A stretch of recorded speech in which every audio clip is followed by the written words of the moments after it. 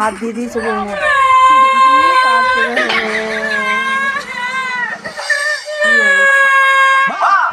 পাগল হয়ে গেল নাকি?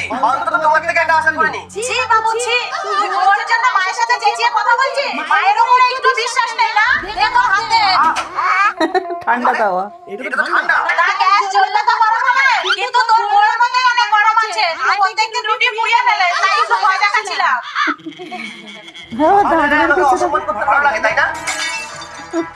আজকে যদি রুটি পড়ে তাহলে কই গো মহারানী, রুটি করতে এত সময় লাগে? খেতে দাও। মাইছে আরে বাবা, আরো পড়ায়। ও মা, আজকেও বাবা চুপ চুপ, একটা ইম্পর্টেন্ট ফোনের সাথে কথা বলে নি। ইরে কেমন আছিস? এই তুই আমার সব থেকে কাছের বান্ধবী রে। আর এসে শেষবারের মতো